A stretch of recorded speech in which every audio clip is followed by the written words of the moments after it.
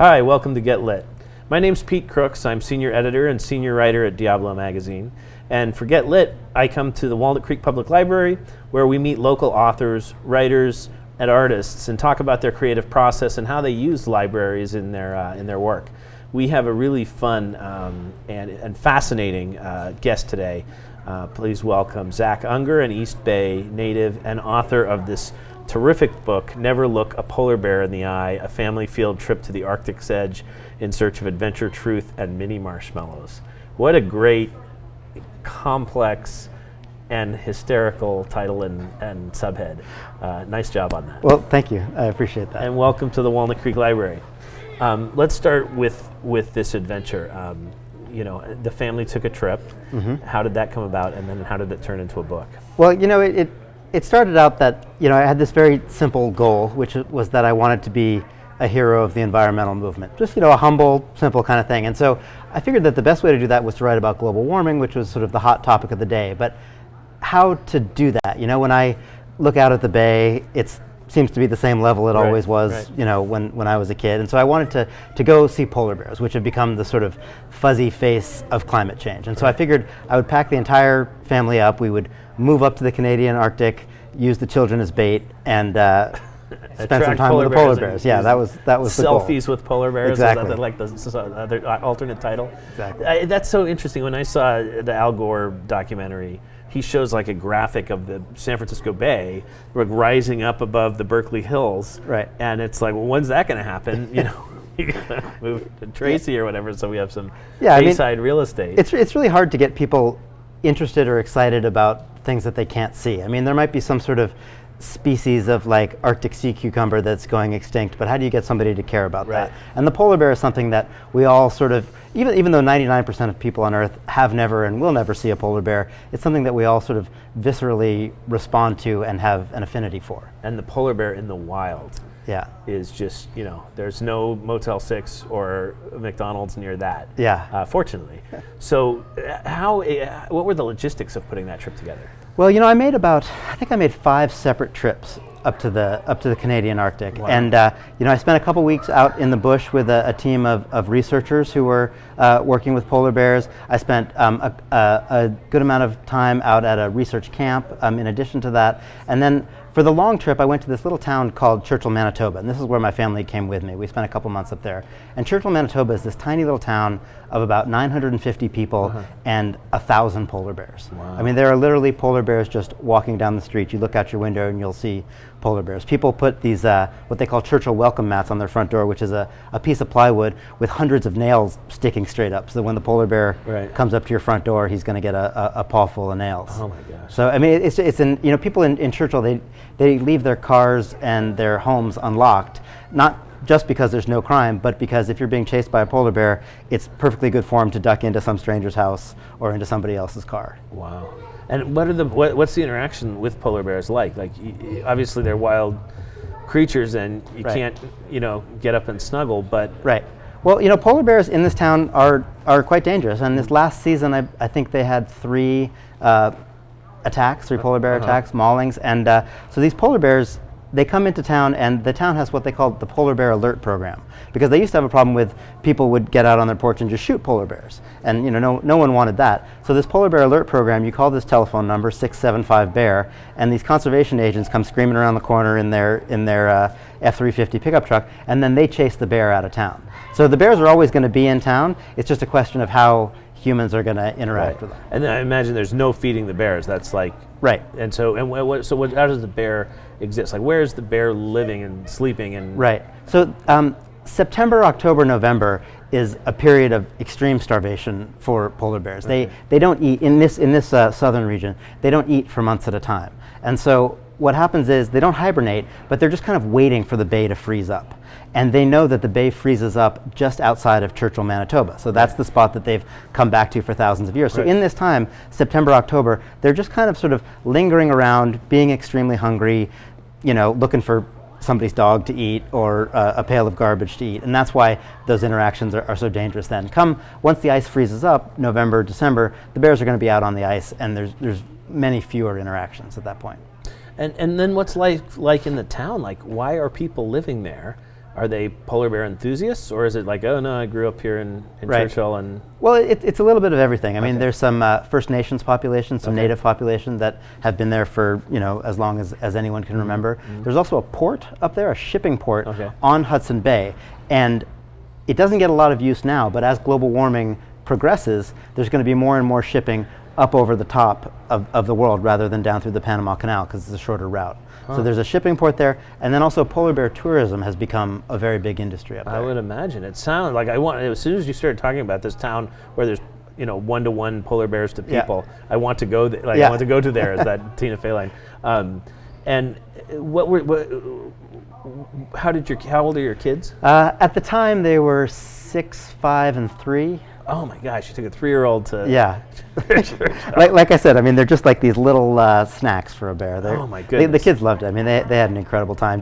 I remember my son, he just loved the idea of going to this place where there are wild animals around every corner and everybody carries a shotgun and nobody wears a seatbelt. It was Right. like this sort of Tom Sawyer Yeah, Arctic. might as well throw vampires in Yeah. there too. It's like, it's that wild. Yeah. Exactly, he loved it. Goodness gracious. And so they must have had great stories to tell the kids back at school, right? Oh yeah, they sure did. We actually took our oldest, our daughter was in first grade at the time, and so we pulled her out of school for a couple of months to go up there, and it really was an experience. They still remember. And then were you writing, reporting, researching a book the whole time, or it wasn't, Yeah. oh, this would make a great book? No, I went up there for the sole purpose of researching this book. And did you have a book deal at that time? Yeah, okay.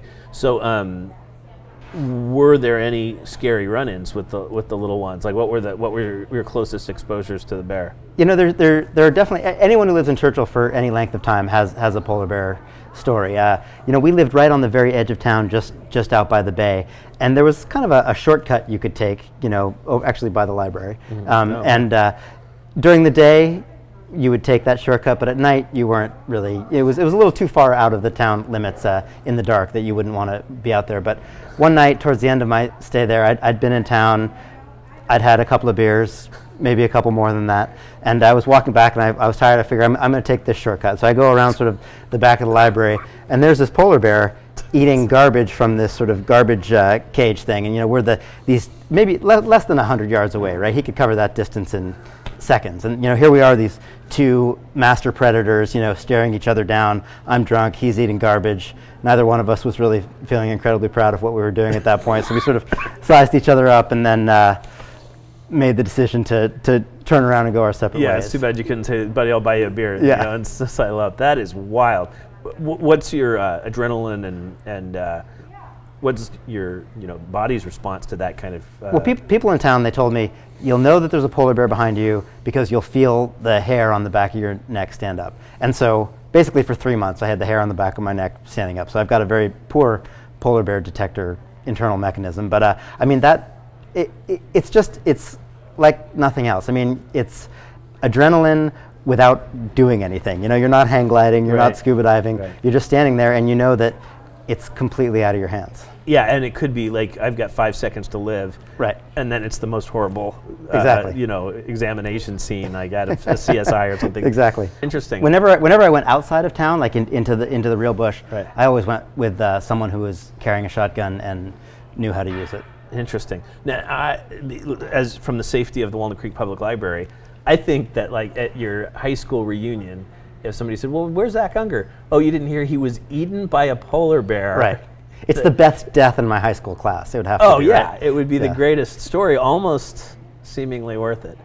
If the polar bear For made the that rest of the decision- people in my right, class. Right. If the polar bear felt that the garbage wasn't quite right that night, will they eat a human? Yes. Yeah. Yeah. I mean, polar bears are one of the few animals that actually will hunt and stalk and eat people. I mean, I spent some time with polar bear hunters, and polar bear hunting is not the most sporting type of hunting, because literally you just go out on the ice and you stand there and you wait, and the polar bear will come to you. So it's sort of a matter of having a good enough coat and some patience. Oh my gosh. And something that I would never ever want to destroy. But Yeah. there's a polar bear. What is it when you stuff a taxidermized. in the Port Costa warehouse bar? Have you ever been to that No. place? It's worth a trip. But anyway, Tell us a bit about your life here in Oakland, because this is just so fantastic that you would think that then you go back to your, tax accountant position or something and sit behind a desk. But you have a very exciting career here in Oakland as well. Well, I work as a firefighter and a paramedic for the Oakland Fire Department. And writing is something that I've always loved and always enjoyed, and it's something I do on the side. If you know any firemen, they all have a side job, and I don't know how to work on cars or lay tile, so writing has been my side job. And what was your first published article or story? I wrote an article about a week in the life of a firefighter for Slate magazine. It's an online magazine. And then that snowballed into a book, and then I did a bunch of, so that book was in 2004 or so. It's called Working Fire, and published with Penguin. And then I did a bunch of magazine articles from there, and then started doing a lot of travel writing and some science writing as well. That's fantastic. And what kind of creative satisfaction do you get from completing, especially a book is such a large undertaking, and telling a personal story like that? Yeah. What was it like to see that first book come out? We were talking about your book appearance at Montclair Bookshop. That'll be difficult to remember the exact order of the name of the shop. But when you actually go to a book signing and talk to people who are interested in your story, it's fantastic. I mean, I'm not going to lie. I mean, writing is a very sort of solitary, lonely pursuit, and then you go out into the world and you try and get as many people as possible to get inside your head. And being able to share that with everyone is fantastic. And just seeing your name on the spine of a book, I'm not going to lie. I've bought my book. I've checked it out at the library. I've downloaded it on the Kindle. I've had the full experience of my book. Do you like to read on the Kindle or on the devices? I don't actually.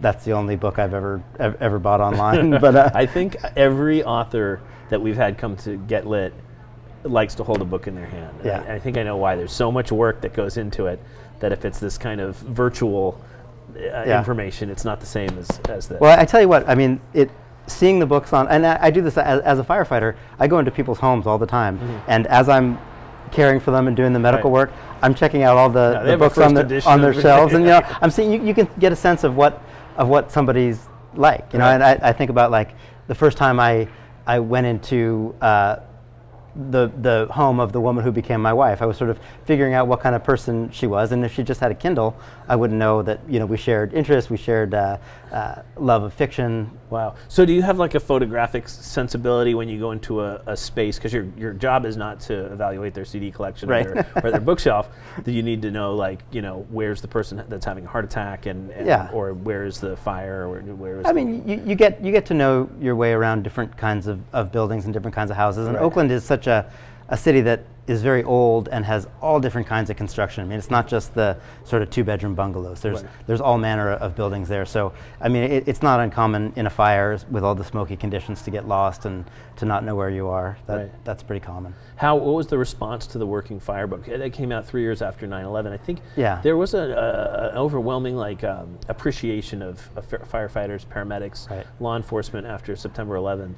And I think it's a kind of a cool window that you were able to open there. Yeah, the thing I tried to do with that book was, it would have been very easy to sort of write a book about how firemen are all heroes and we're all unimpeachable and we're perfect. And the truth is that, librarians and dental hygienists, some of us are fantastic people and some of us are terrible people, and we occupy the spectrum in between. So I tried not to sort of whitewash the downsides of firefighting and the drawbacks and some of the difficulties we have. And so I tried to be as honest as possible, and I think people in the fire department appreciated that sort of unvarnished look. Not to say that I'm, taking the stuffing out of the fire profession at all. I mean, I love what I do, but it has its ups and downs. Oh, and it's going to be a much more long-lasting and useful read to get the real story. I hope so. Now, did you use? I remember we did a story on Diablo. I'm a little ashamed to admit it, but we did a photo thing about hot firefighters. And you didn't call me? We found a lot of them, and they were all guys. I can't believe we did the story, but it was just 8 pages of portrait photography and then little tiny profiles, but they were all, it was almost like Mervin's, really sexy guys looking cool. And then the aftermath of it was, I heard that some of these guys just were hazed Oh, yeah. You know, brutally. Oh, absolutely. Because one guy said they call me the Rock because I look just like the Rock, and then he was just, you know, incinerated by his brothers. If you show any weakness at all in the fire department, the guys are going to zero in on that tiny little chink in your armor and exploit it for the next 30 years. I mean, there's a guy in the fire department, I think his first week they came in and he said, my name's Robert. And they say, oh, do you like Robert or Bob? And he says, I like Robert better. And he has been Bob ever since, you know, and any little...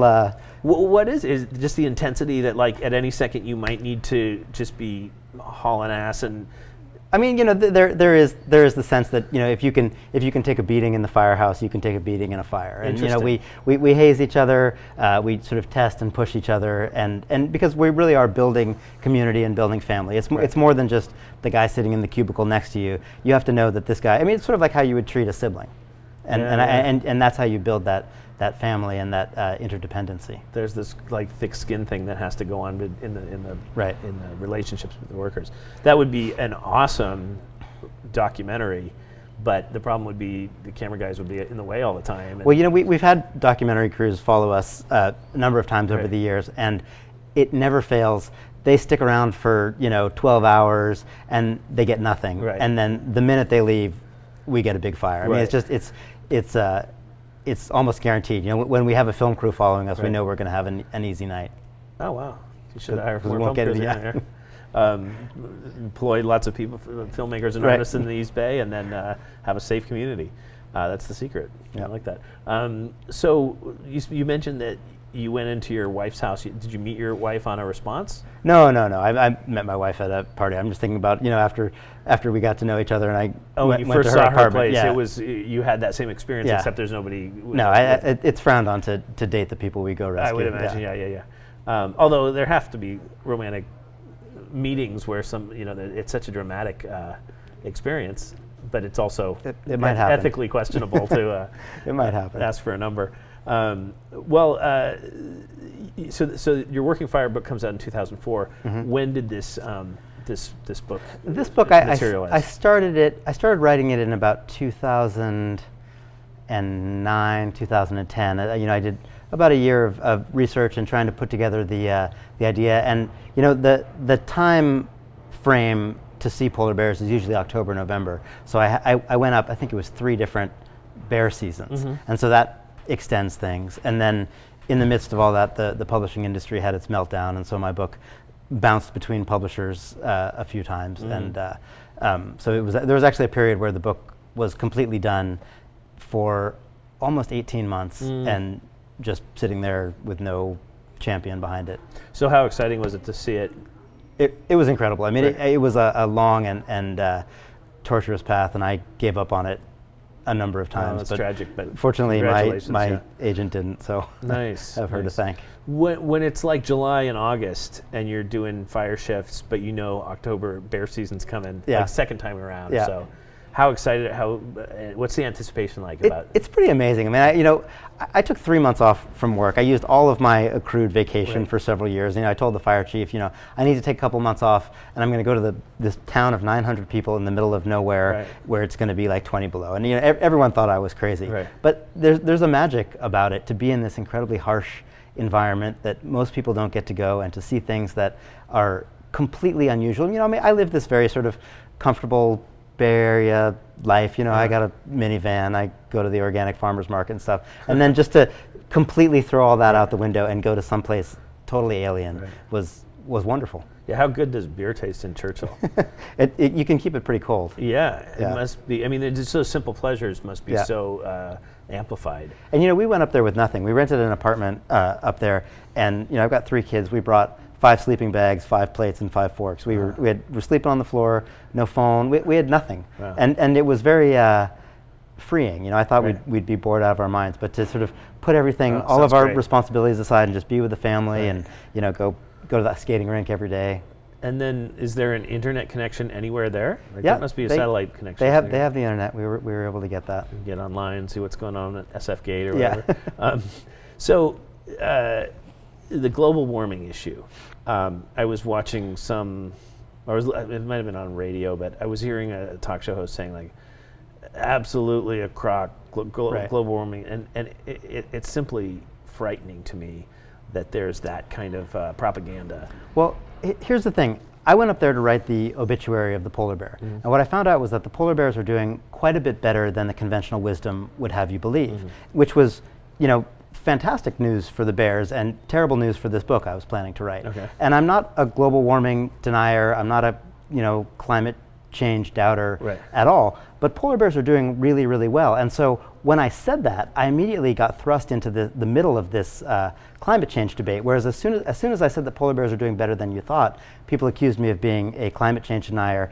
And Fox News had me on half a dozen times. Interesting. Because they wanted me to say that because polar bears are doing well, climate change isn't real. Right. And I would make that first point for them, that polar bears are doing well, but I wasn't willing to take the next step for them. And I did all of the conservative radio shows, probably 75 different radio shows, because they so much wanted the polar bear story to be the climate change story. Right. And so it's been very interesting to be vilified by the left and lionized by the right. Right, and because the lead is, hey, polar bears are, that's amazing, kind of. It's kind of like, hey, it's snowing outside. Where's this global warming, coming from? Right. And the truth is that polar bears have become this sort of stand-in for the climate change issue. And the problem is when polar bears when their polar bear populations and polar bear science doesn't behave the way you need it to, then that allows people to sort of undercut the climate change message. And what I was very worried about was that the scientists who deal with polar bears have been sort of overselling their message a bit. They say things like polar bears will all be extinct by 2050 or the polar bear population is cratering, when the actual numbers don't bear that out. And then the problem is that when those sort of dissonances make it into the public debate, people say, oh, well, we can't trust these scientists on anything. Right. And that's very risky. And so what I came away from this book thinking was that it's very important for scientists to stay out of the advocacy business, because when they get into the advocacy business, they cross a line and they lose their sort of unimpeachability. There's also a really interesting experience there about being, a pawn or a manipulative piece in this cable media, talk radio media, that it makes me very concerned that people aren't interested in being informed, but it's more comfortable to be told what you want to hear. Right. And you can find that channel or that stream of information. Right. And in some streams, it's forceful. It's like, it's almost like, yes, I understand. Tell me more. I'll follow along. And it's not just Fox News. I think. If you flip back and forth between Fox News and MSNBC, it's amazing to see the just sort of contradictory. And part of the problem is that everyone wants the nugget. When I was on Fox News, I was doing 3-minute hits, and when I was on All Things Considered, it was a 4 or 5 minute hit. Right. And you don't have the chance to sort of you can only do the top line. Right. You can't get into the meat of it. And part of the problem with this book is that it's so equivocal. It's a little bit this, it's a little bit that. Right. The sort of elevator pitch doesn't work well. I couldn't say polar bears are all dying or polar bears are all fine. Right. It's a gray area, and gray is horrible for book sales. But it happened to be what I found up there. Well, that's the beauty also of Get Lit. We can sit here for 30 minutes and just chat. Yeah.